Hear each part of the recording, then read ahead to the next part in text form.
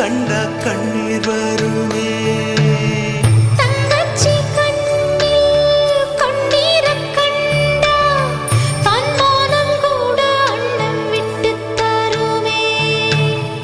பந்தத்தை மீறி போக சக்தி இல்லையே, பாசத்தை பங்கு போட பட்டா இல்லையே.